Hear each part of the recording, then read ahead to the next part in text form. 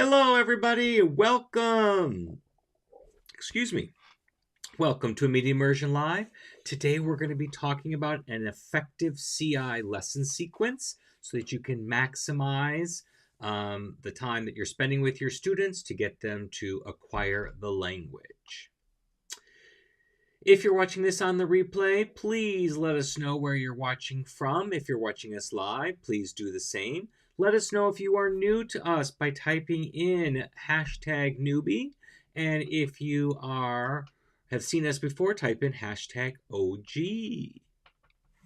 And my name is Scott, and you're watching Immediate Immersion Live, where we're all about comprehension-based instruction in the modern language classroom.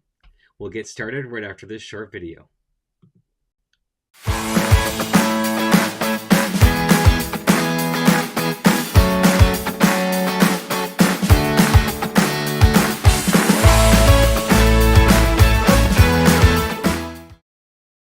Hello and welcome back.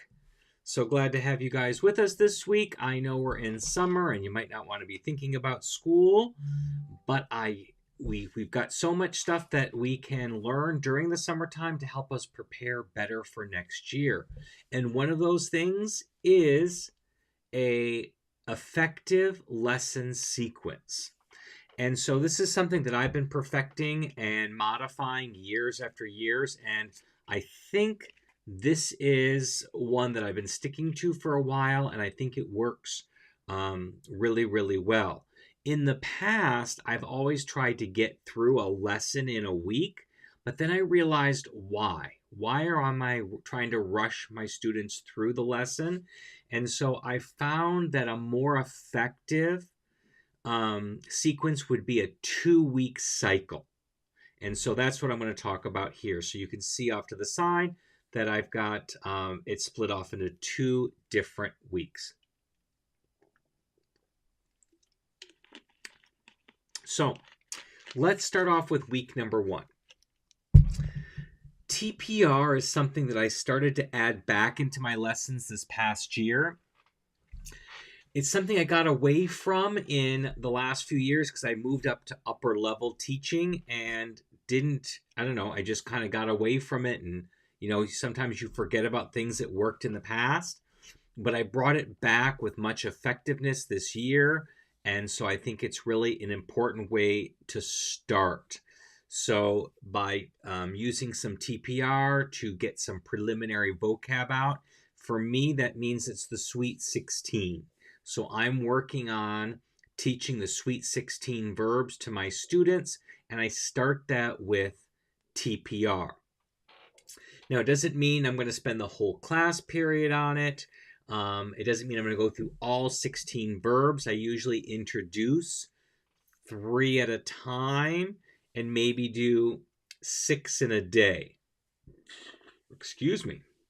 So that's kind of how I like to do that. And then although I have it listed here to start my weeks off, I do practice it for a few minutes each day of my lesson. So let's say if I'm working on these 6 verbs, then I've taught them through TPR, but then on day 2, on day 3, on day 4, on day 5, I'm going to practice those. And then I'm going to add another 6 on week 2, and I'm going to practice those every day. So the first 6 plus the second 6. So I'm spending a few minutes every day with TPR. I'm just on the first day of each week, I'm spending a little bit more time with the TPR. Does that make sense? Also, if anybody has any questions, whether you're watching live or you are watching on the replay, please put them in the comments and I'd be happy to answer them for you. So that's how I like to start with that TPR, but I don't want to spend too much time on that. So I go quickly after maybe about 10-15 minutes of that initial TPR on that Monday. I'm going to spend the rest of my class period on conversations. And this is really important. I don't want to rush the conversations. I want to go deep with the conversations. So that means I don't get through every kid every week. I'm going to get maybe through 2, maybe 3 kids per week, but over a period of time, I'm going to cover all my students before I start again fresh with repeating students. So that's really important. I want to go deep. And what are conversations? Conversations is what in old-fashioned TPRS was called PQA. That never made sense to me. Personalized questions and answers, and I never really got it until I started to think about it as a conversation. And that's really what it is. So I want to have deep conversations with 2 or 3 students at the beginning of my week to kind of warm up the class. The traditional way that we all started, welcome, James, he says, ouch, I have large classes. Yes, I've had large classes too, so it does take us a long time to get through those, James, but I find that going deeper works a lot better than going superficially. So just keep that in mind. When I go through superficially, then kids think that my goal is just to get through the class. And when I go deeper, they think that I'm really trying to connect with them. So there's kind of where that difference is. And the traditional starting of this was weekend talk. That's what everybody starts doing. But for me, weekend talk often got boring. The kids not always, I don't know, they gave me the same answers all the time, and it wasn't always interesting. So I kind of stretched it out and found other things to talk about. So I could talk about, news events that were going on, whether they be local at our school or city or state or worldwide, big news stories, current events that were happening at the school, like dances and sporting events and plays and concerts, those types of things. We've talked about TV shows and video games, all different kinds of things that kids want to talk about, but it's like lunch conversation. So my goal is not just to get through all of my students, it is to go deeper. So I might say, oh, so you played at the football game yesterday. How did that go? Who won the game? What position did you play? And then I'm going to go back to my class and I'm going to review the information. I'm going to ask some questions about that. Then I'm going to go back to my student. I'm going to ask even more questions. Oh, so you really like football. Do you also watch football on TV? Do you prefer college football or do you prefer professional football? Who's your favorite college team? Who's your favorite professional team? And then I'm going to go back to my class and I'm going to ask questions about what we just heard to review it. So this way, although I'm talking to one student, I'm engaging the whole class in the conversation. And then I might go back to the student and ask even more questions about what they were talking about. So I try to go back 2 or 3 times to go each time a little bit deeper, a little bit deeper, and a little bit deeper, and then go back after each cycle and practice with the class. And that way, I may only get through 2 or 3 kids at a time. Usually it's maybe only 2 kids, but I went deep. We practiced the language. We practiced real language, not a rehearsed or memorized language. And it was something real. And it was also at the same time, not only practicing language, but building relationships with the students. And then also giving me fodder to put into other places in my lesson. Stories, quizzes, readings, all of those things I could add in from the information that I got through these conversations. And I know a lot of people like to do surveys with their students at the beginning of the year. I used to do that as well to get that fodder for stories and readings and assessments and such. But what I found was I couldn't keep it all in my head. and I never went back and reviewed.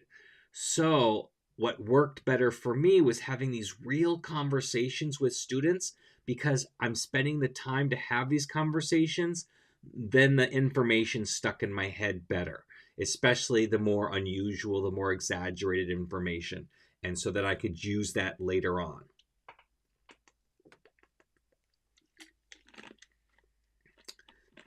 So that's going to be my Monday, and sometimes my conversations will trickle on over onto my Tuesday, and that's perfectly okay. The rest of my week, except for Friday, is then going to be dedicated to story asking. And I like to take a minimum of 2 days for story asking. The first day is building out my character, and the second day is putting that character into a story. And why do I do that? I want to stretch out this piece. In the past, we tried lots of different things to stretch out the story asking part. We tried cliffhangers, we tried repetition, we tried all kinds of things. And you thought the cliffhanger would work. The kids were like, oh, I want to find out what happens. Wait till tomorrow. But too many things happened in between, and they kind of lost interest. They really didn't care at that point. So it was hard keeping that story going. But we wanted them to hear more language, so we wanted the story to be at least 2 days. So the technique that I found that works really, really well, because it's like two separate things, that one leads to the other, but it's not like it's like part one and part two. I could end the one on one day, and then I start the second on the second day, and it's not like it's the same thing as the day before. So it's a little bit different than stretching a story over 2 days. So that first day, I really work on building the character. So I want to know who my character is. I want to know what their name is, what they look like. You can have a kid draw the character for the class. You're asking leading questions to your class to build this character out and make it as three-dimensional as possible. And the secret here is, do not go into story on this day. We are just building this character out. What's their name? How old are they? What are they? Are they an animal, a person, a thing? Who are their friends? Who are their family? Where do they live? What are their likes? What are their dislikes? We're just making this as three-dimensional as possible. And that's a perfect stopping point at the end of the class period. I'm not going to continue building this character the next day. I'm going to take whatever information I have, and I'm going to use that to build my story. Now, with any luck, I can make my story part last 2 days, so my whole thing will last 3.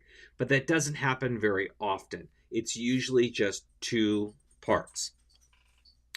So on that second day, I'm just going to review quickly our character. And then we're going to quickly ask, what is his problem?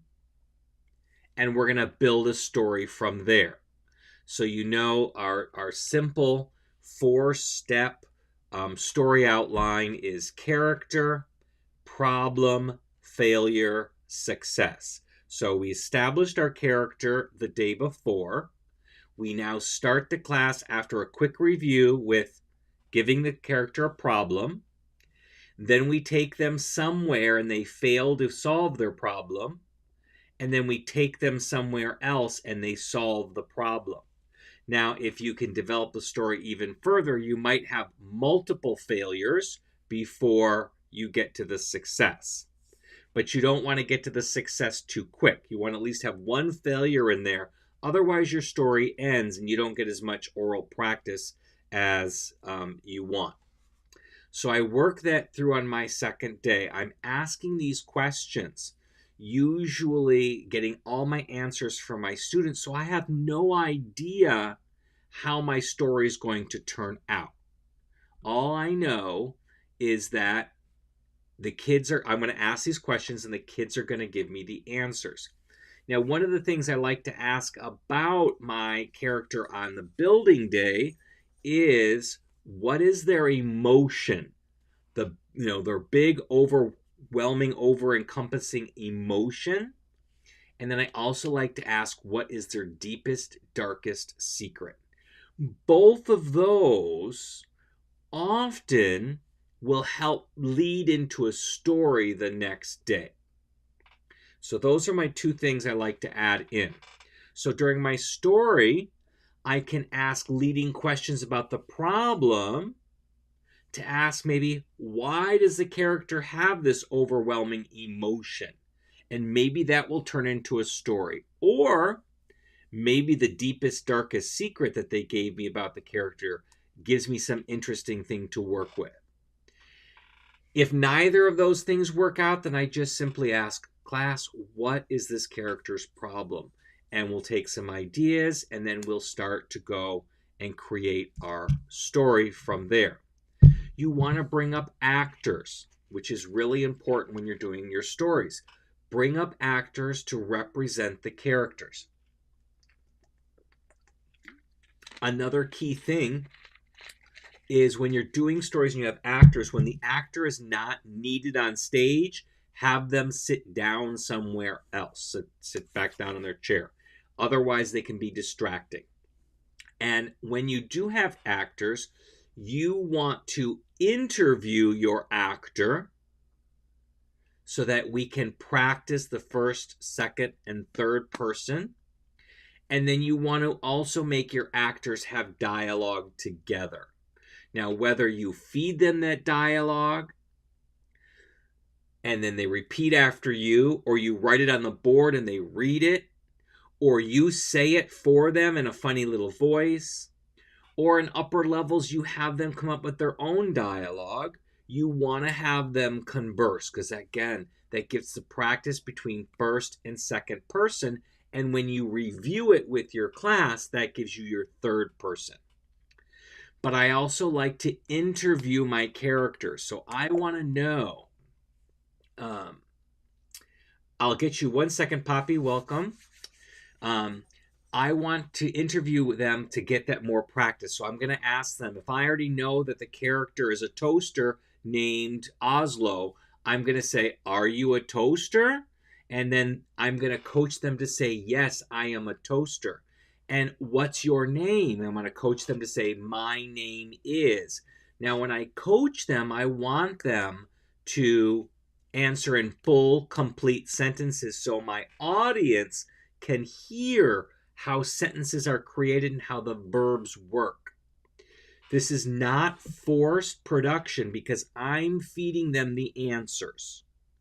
I'm feeding them the full sentences so that they have them. Now, Poppy asks, I imagine that students volunteer story points ideas in English. Absolutely.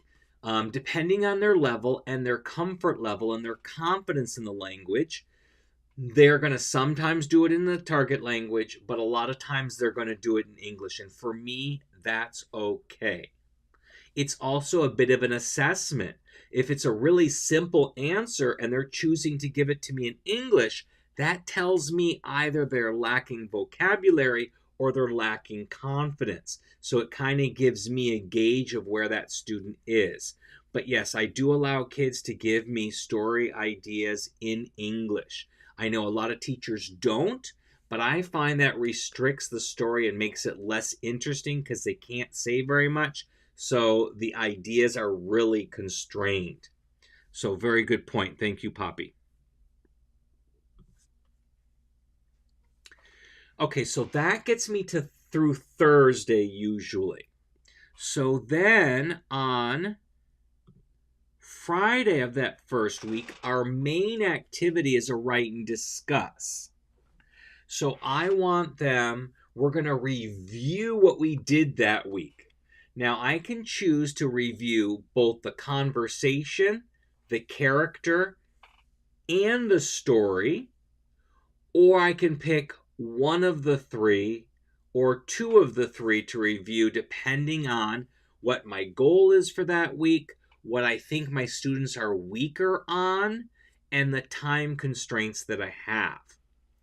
And what a write and discuss is just I'm asking leading questions to review some activity, whether it be conversation, the character, or the story.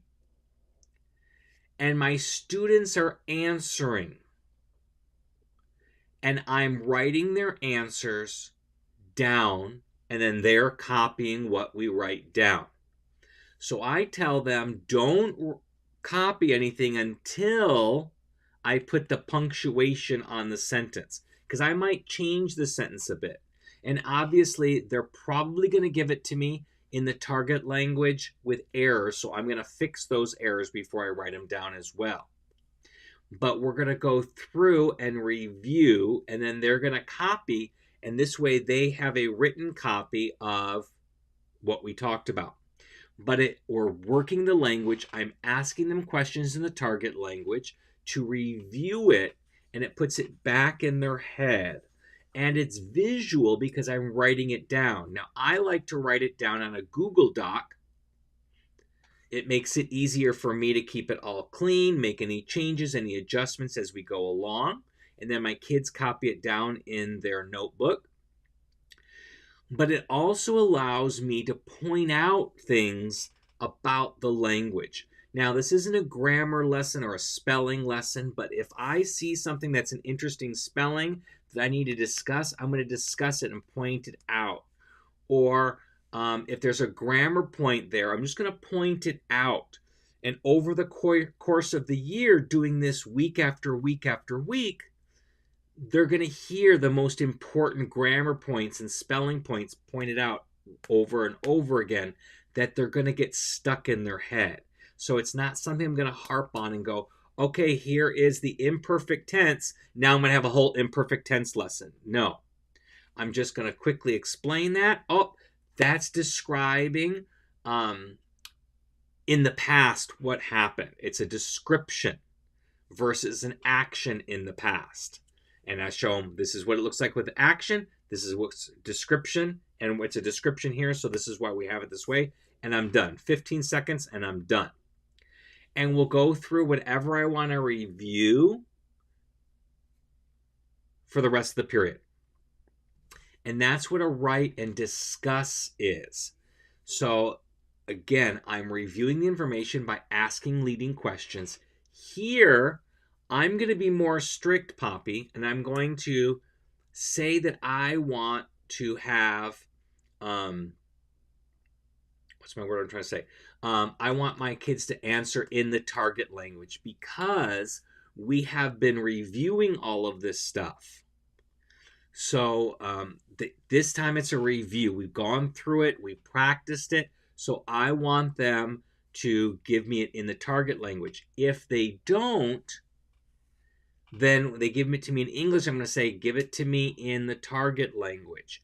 And if they struggle, then I'm going to show them how to circumlocute to be able to simplify what they want to say, because usually what they want to say is age appropriate for their native language. But obviously in the second or third language that they're acquiring, they're not going to be age appropriate. So they need to know how to go back down to kindergarten and first grade type language. So we'll demonstrate how to do that. So I'll model it and I'll ask leading questions like, class, how else can we express that idea? What's another verb that you already know that we can use? So I'm teaching them how to circumlocute at the same time, which is an important skill. We do it in our native language as well when we don't know what something is called. We talk around it until everybody either understands the concept or figures out the word that you're looking for. So I want to do that and model that in my class. Now, I did put this in a different order, but my warm-up for that day, for that Friday, is a reflection. It's important for me, for my students to reflect upon their learning in English, because they're not going to be able to express themselves fully in the target language. So I want them to really think about some reflection question about their learning in English for their warm-up. And I give them maybe 5 to 7 minutes to do that. And it can be any kind of question. It depends from week to week. It could be, You know, what's one struggle you had this week? What's one epiphany you had this week? Um, Anything like that. Just any kind of reflection type of question. Again, I want them to reflect. They're going to put this in their notebook so that they have this copy, and then I go back and I read through them, and then I'll make little notes or comments along the way. So that is my first week, and it covers about half of a lesson. We haven't gotten down to the literacy piece yet. If you have any questions, feel free to put them in the comments. Even if you're watching it on the replay, we'll go ahead and I go back to the comments and I answer them. But let's go ahead and move on into week number 2. So week number 2, again, I'm going to start with that TPR and I'm going to add 3 to 6 words to our list. Once we get through our Sweet 16, I'm going to be practicing that Sweet 16 all year long. I want them to know the Sweet 16 backwards and forwards.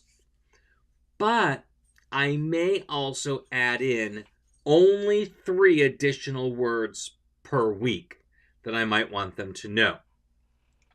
And then that just varies on high frequency vocabulary. I'm never going to focus on low frequency vocabulary. I'm always looking for very impactful words or verbs that they get a lot of, that give a lot of punch for them.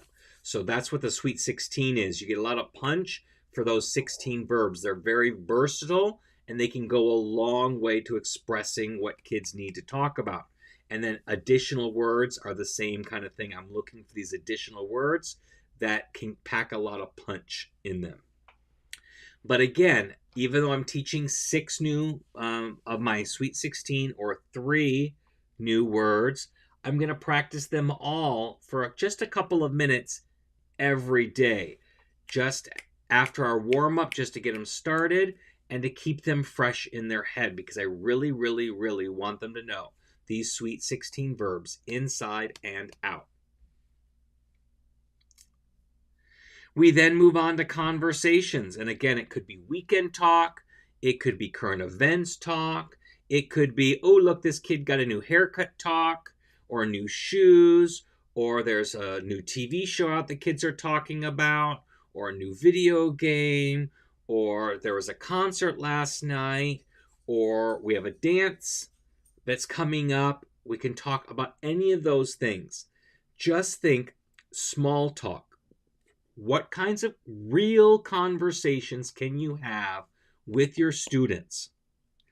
Again, these are not rote, memorized conversations. They're not things like, that they usually teach in a textbook to have them memorized, like, what's your name and how are you doing today?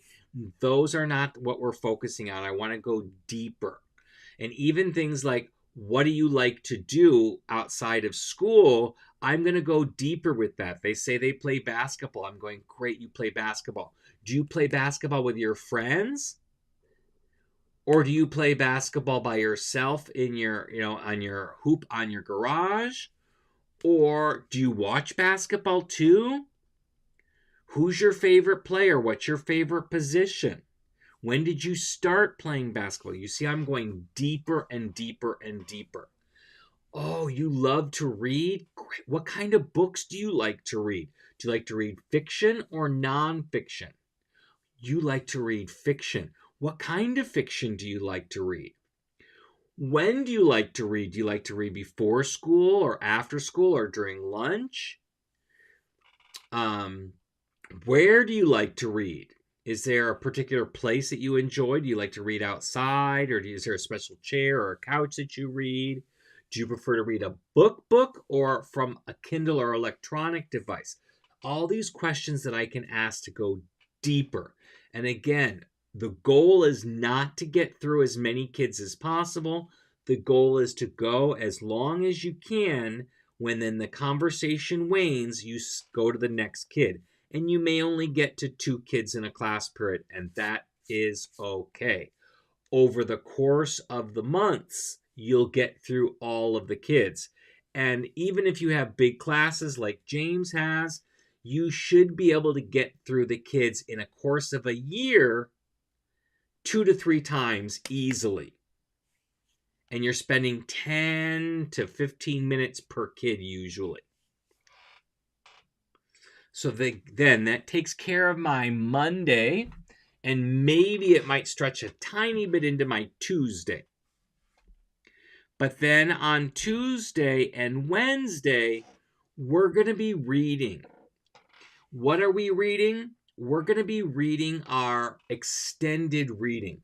Now, some teachers like to write up their oral stories, the stories with actors, into a 300 to 500 word text and use that.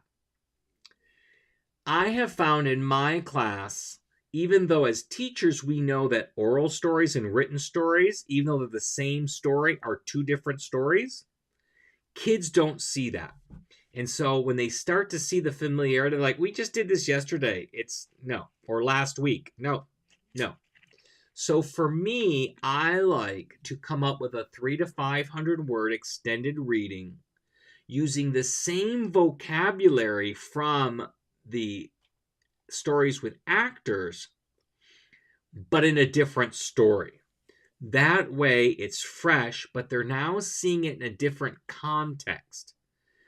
And I often find that if the story and the reading is the same, that not only do kids, but also teachers sometimes think that the goal is to memorize the story. And that's not the goal at all. The story is the vehicle to bring out the language. And I don't want my kids to think that the goal is to memorize the story. So by my giving them a different reading from the story, it's a different context. And so they're seeing the words in a different context and then aren't getting the idea that they have to memorize a story. Now, when I create my readings, I create one reading per level. So unlike your class's stories where you're going to have a different story for each class, period, because they just, kids answer things differently.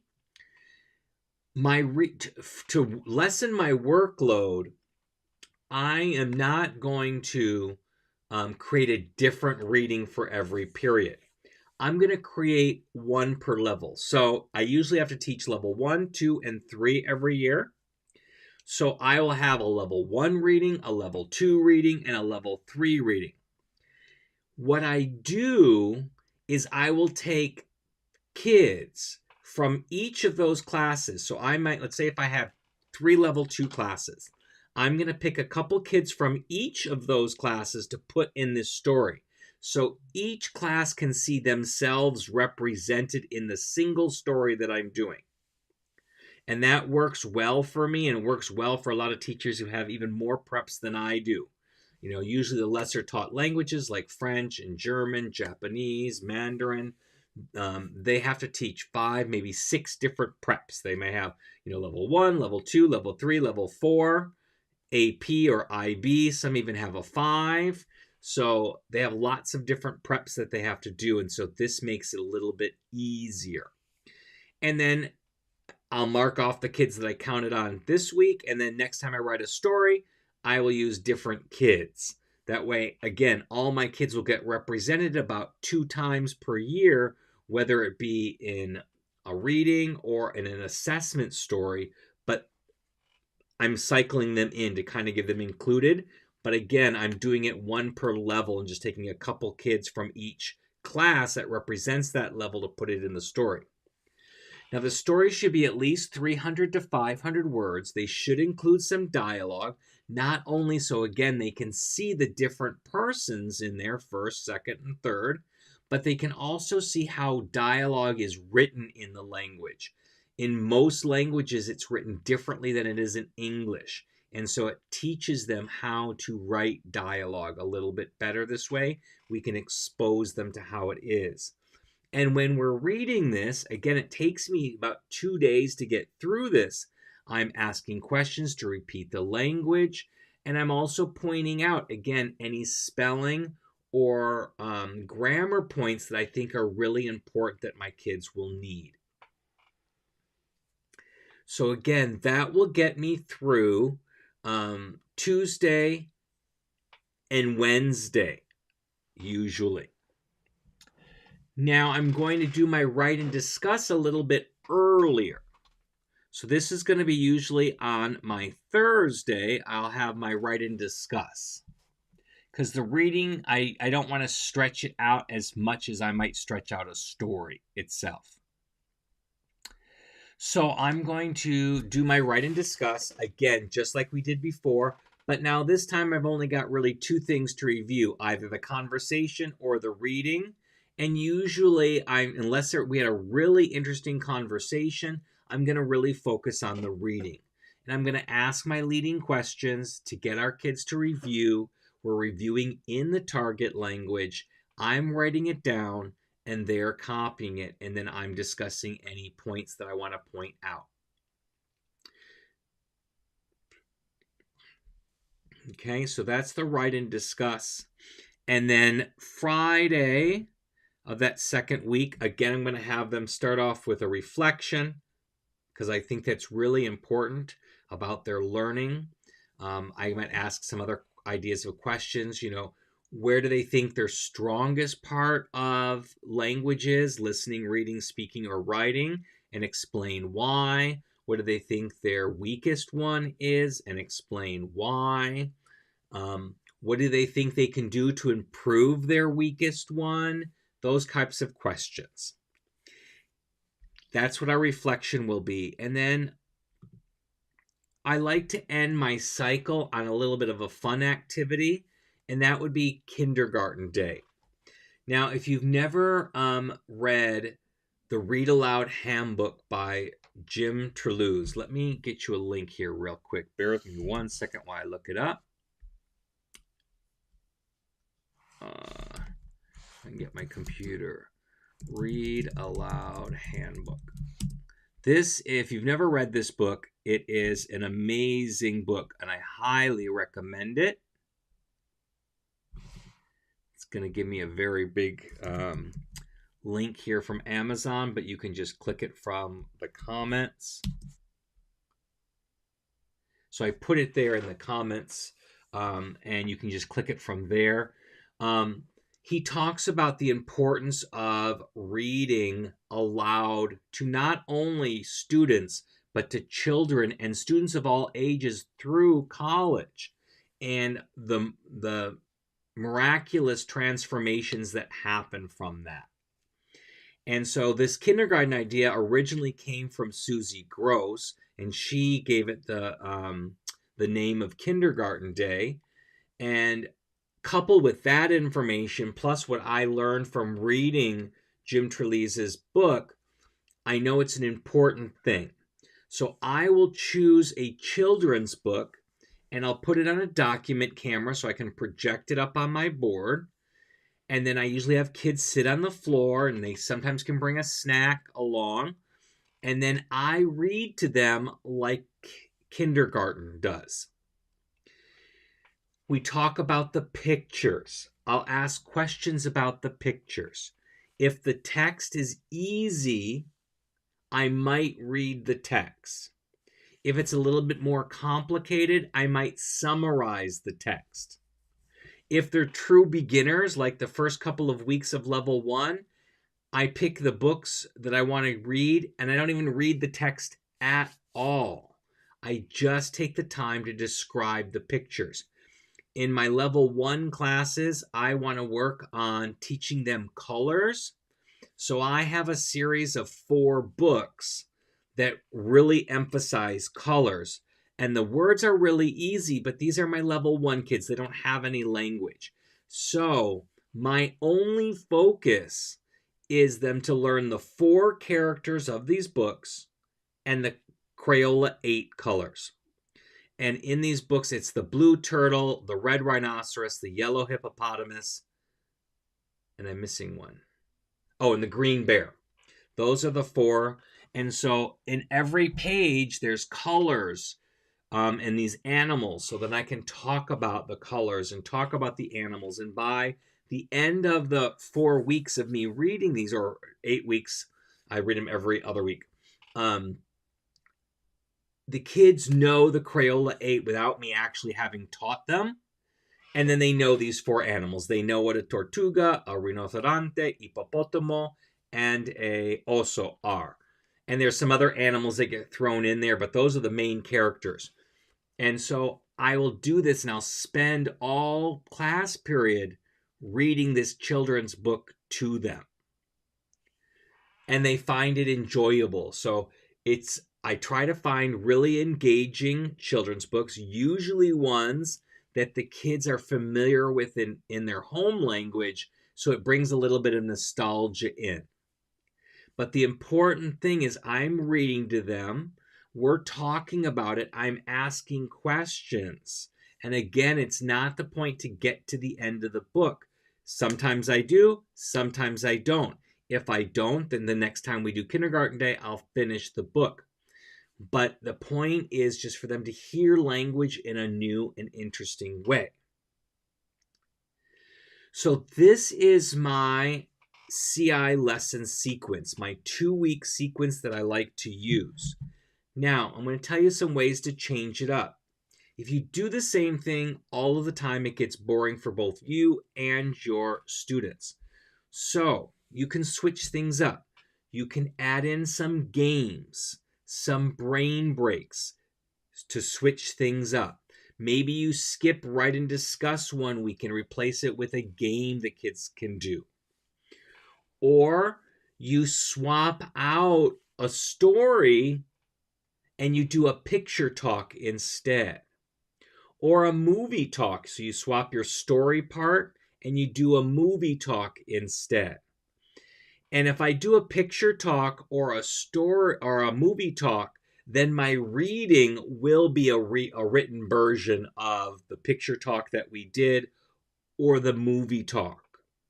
So I'll write the story of the movie or the story that we come up with a picture talk, and I'll do that to change things up a little bit. Because again, doing everything, I mean, kids like the predictability, but they also it can get old. So I just switch it up. Maybe after doing a month in this cycle, then I might switch it up, and instead of doing a story, I'll do picture talk and then a reading in there, and maybe throw in a game in there. And then the next week I'll do a movie talk. And then I'll go back to asking a story with actors just to change things up along the way. It really works well. Another way to change things up is sometimes I'll do a story but without actors. I'll do it the same way, but I combine the write and discuss and the story together. And the reason I do this is because I want to teach them how to write a story through metacognition again. So I'm going to say, okay, we need to come up with a character, and then we're going to write down all the information. The kids are going to copy it down. I go, that's the first step in writing a story. Come up with a character. Next, we're going to give it a problem. Okay, class, let's give it a problem. And we'll write it out, and I'm pointing out all the parts of the story. Or if I need to teach like my level 3s, we do a persuasive essay. Really simple, but still a persuasive essay. So we do a write and discuss, and we make a claim, and then we prove our points, etc. And we go through the steps, and I point out each of the steps as we do it together. So that's another way to teach writing and doing a story in a different way. You can do it with letters, you can do it with narratives, different types of writing that you need to do with your students. So those are my lesson sequence that I really like to focus on to maximize the acquisition of my students. Does anybody have any questions?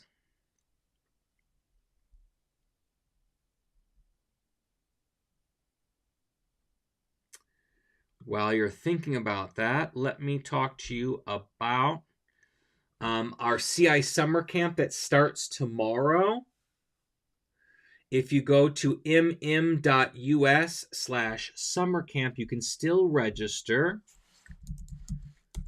And it's still at that $77 price. James says, this is great. I'm going to need to rewatch this and take thorough notes. Awesome, James. It's still at our CI summer camp. Let me put the link in here. Summer camp.